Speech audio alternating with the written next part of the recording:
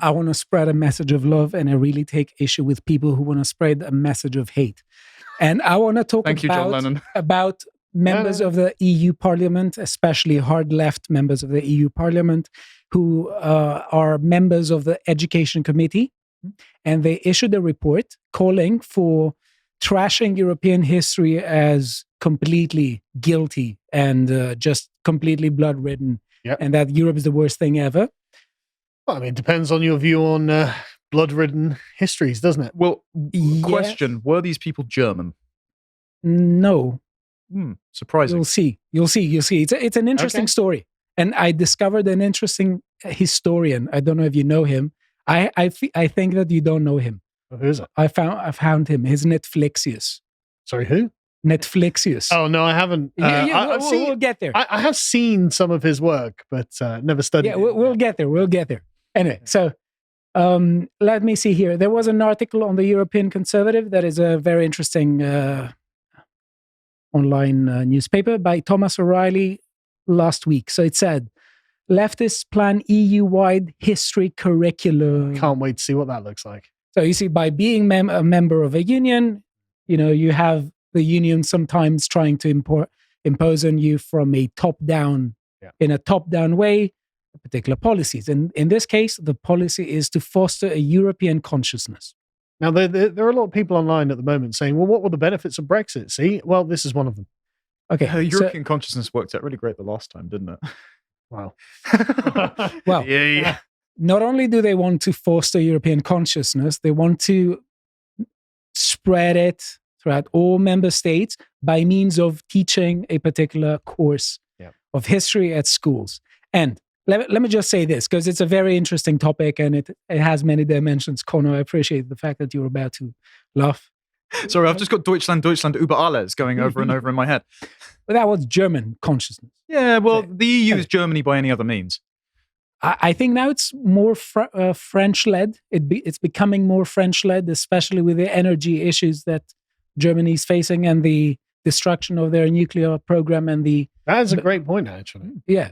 Yeah, the Americans have destroyed Germany yet again.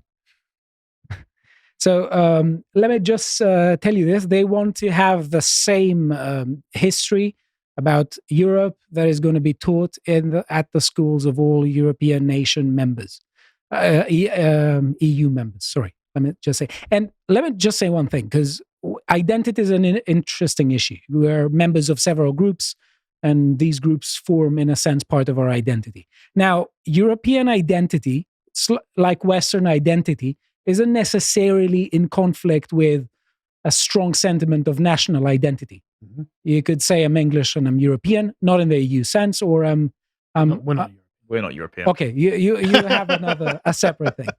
Okay, but you are right. You could be a Frenchman and you can view yourself as a wider part of a European civilization. Could you say that you can view yourselves as Westerners, for instance? Yeah, it's kind of a redundant package. We'd say Anglosphere. The point is that I can understand where you come from. Yeah, having an identity and identifying as member of a particular group, be that a nation or a supranational entity, many levels of identity. Necessarily in conflict. It's like a Russian nesting doll rather than two forces hitting each other. But the issue here is that if you dig deeper into what was suggested here, they are in conflict.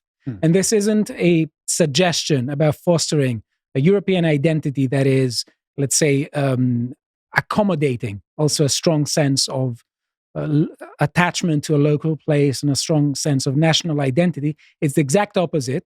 And in fact, it's even worse, because you could say that some people would advocate for the idea that you need to part with your old identity, your national identity, and accept a supranational identity, which is communicated as a good and virtuous identity.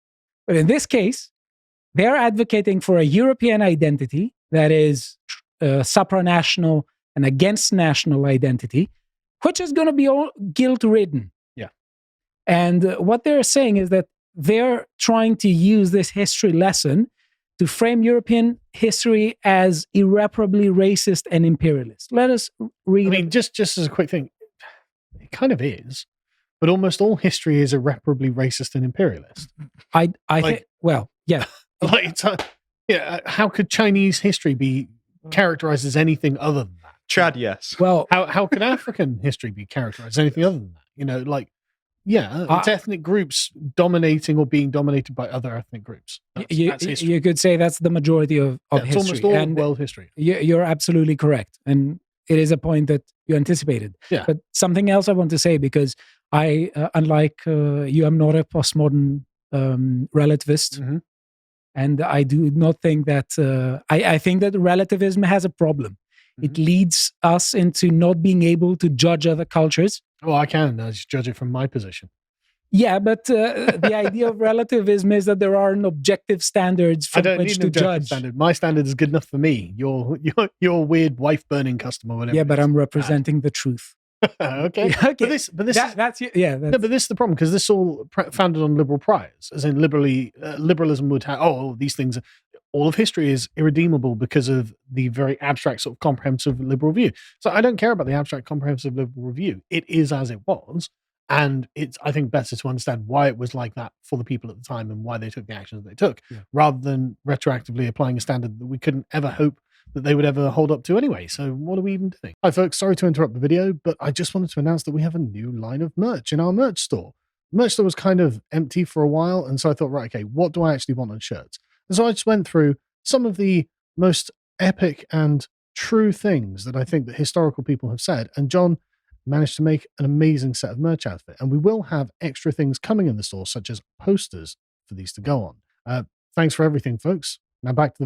Yes, but apart from warfare, there was also the development of civilization in several spheres. And I think that not all cultures have fared equally on the same on that level, of course. Even though warfare is something that was shared. But the value that is being applied is one that is purely liberal, and I don't really agree with that liberal value.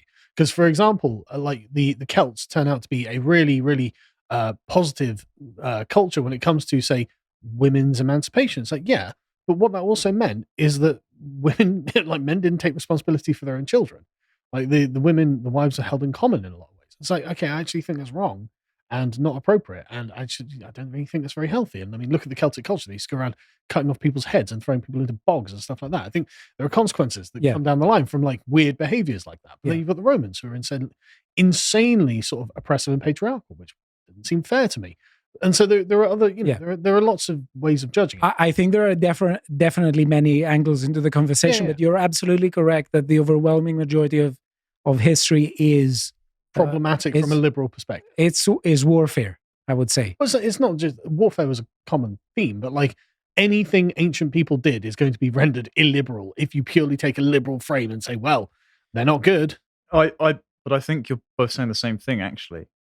Warfare is problematic from the liberal perspective because part of the ambition of liberalism, per even Hobbes's Leviathan, is to prevent all future conflicts from ever happening. So retroactively, if you're putting liberal priors on it, everything in history is an issue, not just because it was prejudicial, but because there was fighting. Yeah, but okay, let me just say, it wasn't just liberals who wanted to end wars. But sure, let's say, but it is a congenital aspect of liberalism to say that anything that isn't dealt with on a rational, diplomatic basis is somehow immoral. And I'm not even sure I agree with that. So. But I think we will agree that it is irrational, given the fact that what you say is correct, and the majority of history has been warfare, and there has been an abundance of, let's say, non-Western imperialism, to just focus on Europe, the European aspect of it, and say that this region over here is uniquely problematic, uniquely guilty, and needs to atone for its own past in a way that gives carte blanche to other sides. Yeah, and it gives it's an aspect of extreme vanity as well. Yeah, say, oh no, actually we are uniquely illiberal. And it's like, well, hang on a second, we're not uniquely anything, actually. I mean, we're uniquely some things, I guess, but like, when we're not more important, it's placing an excess emphasis on us. So it takes on the aspect of ethnocentric vanity. Like, it's say, oh, well, you Browns couldn't ever be as bad as we were. It's like, well, I mean, A, they could, and B, why is that so great? Why are you trying to make it so it's, again, something exclusively for the white Europeans again? Yeah. You know? Okay, but let me just ask you. Sorry. No. It's essentially the discussion I wanted to trigger with this. what kind of society is built upon a negative foundation myth that it tells itself, because essentially that's what is going on here. You could just look at the foundation myths of several cultures. They all tell themselves, they all try to create a narrative that is going to function as a way of having a collective memory and understanding of the world in order to foster a sense of belonging and a sense of identity. What kind of identity is built upon a narrative of guilt? Well, if a person... And upon a narrative of unique guilt. Putting this down to an analogy, if a person lacks self-confidence, if they feel that they cannot positively contribute to the people around them, if they feel that any time they make their preferences known that it is an inconvenience or it's somehow unjust, then they're going to retreat from their peers, they're going to stop accumulating possessions, and it gets right down to the kind of logic that leads to a suicide. And so if you play that lack of confidence, that guilt out on a national scale, you're going to have the complete implosion of the European project and people swarming like vultures, picking at all of the resources that they've still got to hand out. But also what it's going to do is give the state excess justification to take control of things in order to try and mitigate any sort of positive action on behalf of the nation itself. Let us see from the side of the European, the EU Parliament. It says politics, I'll read just some bits. It says politics of the past in the European Union, a critical assessment. Number 4, stresses the need for an honest assessment of the EU's politics of the past, through which it has striven to add legitimacy to the European project, strengthen a European sense of belonging, and foster the peaceful coexistence of the continent's peoples. History began with the post-war order. That is genuinely the position.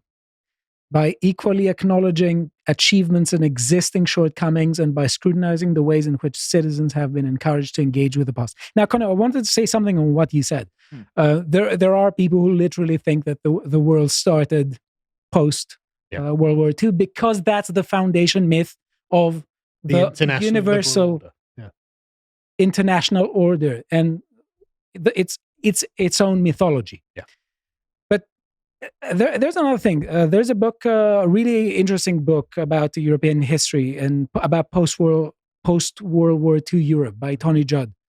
I think it's called The Making of Europe. And he was saying that there is a problem with identity. And one of the things that he says, which he isn't the only person who says by any means, was that post-World War II, there was an effort in Germany to play down the let's say, the rhetoric that highlighted national identity. Because in the minds of the people who orchestrated that order at the time, and I'm not saying that that was wrong, they wanted to avoid World War III. In their mind. I'm not commenting on that.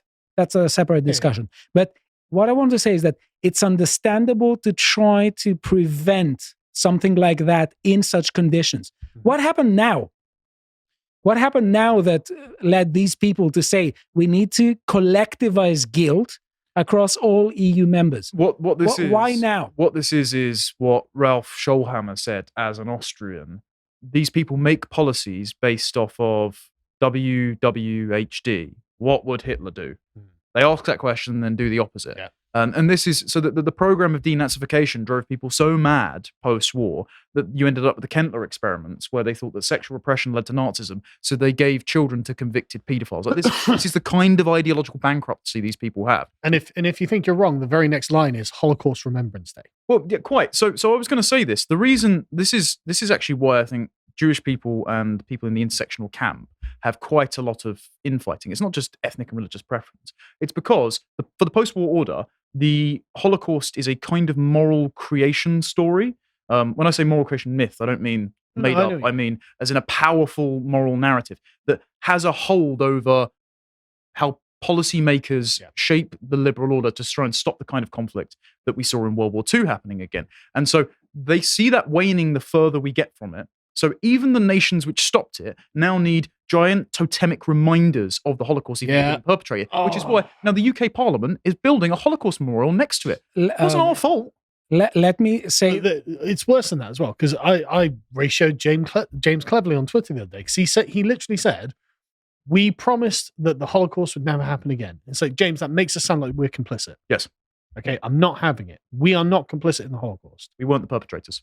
And I want to add to what you said after I narrate clause 7. It says, recognizes that the horrors of the past serve as a negative foundation myth. You exactly called that. And provide a strong sense of purpose for the European peace project, yet acknowledges that the Union's concern mainly with narrating a story about itself ex negativo bears the risk of nurturing a teleological and biased view. So they say in words that they acknowledge that there is a danger, but they actually don't. And let me just say one thing, because there are some double standards here. Any kind of foundation myth has, you could say, has a conflict on its origins. Mm-hmm. And I'll just give an example. Athenian democracy in the 5th century, they had the narrative of the slayers of tyrants. They slayed Hipparchus. Hippias didn't die there, but they threw them away by Harmodius and Aristogiton. And the idea was that, we have slayed the tyrants, and this is the birth of Athenian democracy. Mm-hmm. In post-World War II, the narrative and the foundation myth of the international liberal world order was we won fascists. Okay? So in all these narratives, they're not narratives of guilt. They're narratives, we did something and we were correcting doing it. Well, that's the myth. Here, it's a negative myth. Yeah, it's the same as, say, the establishment of the Roman Republic. Yeah. All what these three origin stories have in common is that the people doing it were the bringers of freedom. Yes, that's the point. Yes, we are liberators of a particular tyrannical and oppressive order. So it's intrinsically positive. There's no one's like, oh, I don't want my freedom, thanks. I think I'd rather be under the heel of some tyrant I've got no control over. No one is on the other side of it. So it's an unvarnished good. There's just simply no one arguing pro-tyranny. And so this is the total opposite of that. It's the total inversion of that. There's like, actually, no, there's nothing good about us. And so so their origin myth is to essentially sanitize our civilizations. Yes. It's to starve you of the appetite of victory so that you never seek it through conflict again. Yeah. Question. Do you think that this is propagated by the left alone or not? No, I think it's the entire European project is congenitally infected with this mindset. Oh, I think you're correct, and you'll see why. I spent too much time in Europe. Let me just say, number 14, it considers chauvinism, gender stereotypes, power asymmetries, and structural inequalities to be deeply rooted in European history. Yes, that's true. And regrets the lack of a sufficiently multicultural and gender-sensitive approach in the teaching of history. Go ask an African tribesman if he buys into gender stereotypes. Or power asymmetries. Yeah, but the idea that European history wasn't communist is correct. That's because that's what they're arguing for there. No chauvinism in favor of your nation, no differentiation between men and women, no social stratification or structural inequalities. Like, these are fictional things that communism attempted to achieve and never was able to because they can't happen. But then this also, and we spoke about this in the upcoming Why Wokeness is Liberalism, Celios, podcast about Claire Chambers' sort of like feminist panopticon. Exactly. Her definition of power used Foucault's is that anytime there is a relationship, there is a power imbalance because one person benefits at the expense of another. So she said, in order to achieve the liberal dream of equality, we need the state to basically monitor every single relationship, including shaping desires to shape the thoughts in your own head, so that we ensure there is no equality produced. So if they're saying, we're going to shape your perspective of history in order to nudge you towards never thinking about power asymmetries again, it's the state policing thought in order to achieve total equality. It's mad. So I want to show you that it's not just from the left that this comes from. Yeah. It is also from the center right here. Some members of that education committee are members of the EPP group that is supposed to be a center-right group. Yep. And if you see here on what their priorities, what they stand for, they say, for instance, EU defense. I saw digitalization and globalization there. So they're Blairites. So they say that Europe needs to grow up and stop counting on the US for its own security. Oh, yeah. Wait. I'm sure the US has something to say about that. Where is it? Secure borders. What are the odds? Yeah. I mean, don't get me wrong, I agree with those things. But... Support for our farmers. Yeah. Oh, yeah, they haven't been protesting right outside the European Parliament this morning, complaining about a lack of support. And the fight against terrorism. But I mean, I agree with all of these things. Yeah. They're going to go nowhere. The question is, though, whether we have people who are trying to to pretend as if they're advocating for some policies, and behind closed curtains they're in favor of an agenda that is radically anti sovereign nations and pro an organization that is going to foster the mentality in some people of thinking that they're guilty. And what's the problem if they don't continue living and they don't propagate their civilization? This is the patriotic party for the European nation state. Yeah, that's what that is. Now we see here from another. There were also other members in the committee from it. That's from Cyprus. That's the is that Akel party, the literal hammer logo of propaganda? That's a hard left party in the EU Parliament from Cyprus, and there were members of it in that education committee. Mm-hmm. And I want to say also that they had a member here. Let me just show you this person who was on that committee, and he left because he disagreed with communism being portrayed as a totalitarian. How dare you besmirch the good name of communism. But I wanted to show you some of the things that this party is for in the positions and actions. I'm not going to comment more. They say solidarity with the struggles of the peoples for the right to self-determination, but also the protection of their sovereign rights. Combating of xenophobia and racism with an emphasis on the need for a European immigration policy based on solidarity. What is the sovereign right of a people if it's not xenophobic? Well, and if you don't phrase it necessarily in terms of xenophobia, you could say that there is a positive in-group preference. Sure, a normal person would do that, but any left-wing reading would have to view the sovereign right of a people as being necessarily exclusionary and therefore xenophobic against other groups. And they're saying it's the universal consumer unit. That's it. Yeah. The people just means everyone on the planet. Oh, right. I thought it was a people. No. Right. And they say resistance to the EU's policies of militarization and interventionism, to the arms race and the assumptions for initiative of disarmament of conventional weapons and WMDs. Well, I can agree with the against neoliberalism and austerity policies one, but that's about it. Anyway, this was a person who advocated against. This is Catherine Grisset. She said the European Parliament wants to rewrite the history of European nations in a woke version and impose it in school textbook. This masochistic revisionism is a new pretext for monopolizing national skills. And she's talking about it. Now, I want to say one thing about European historical conscience and what it would be like. But before I say there should be a promo there, but it's fine. Let's just carry on. Okay. So what it would be like, what would a curriculum be like that? And I want to say that there was a historian called Netflixius, and he had a book called The Annals of Netflixius.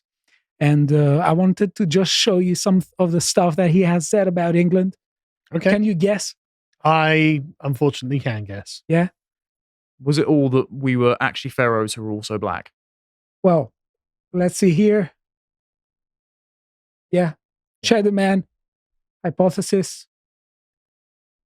Also, Telegraph article, from the 27th of 2024. Black Cultural Archive says that the first Britons were black. Exhibition on diverse history claims. The nation was populated with dark-skinned people for 7,000 years before whites arrived. From where? I want to know where we came from. It's Netflixius. You don't question Netflixius. Cthulhu spawned them from the Netherrealm, apparently. Before we arrived from like Alpha Centauri on the spaceship of Yakub or whatever it was. So, and also Cleopatra was black, according to Netflixius. Yeah. And I want to end with Elon Musk's tweet, "What has become of America?" Here, where he shows some pictures, and he says, violent activists, he retweets something from Libs of TikTok, says, violent activists tore down dozens of statues, including Columbus, Thomas Jefferson, and George Washington. None were held accountable or charged with a hate crime. Anyway. I just want to say that this narrative may seem to several people, especially those who are swing voters, it may seem as if it has good intentions, but actually it's incredibly unidimensional. It has very corrosive effects, and it should be resisted.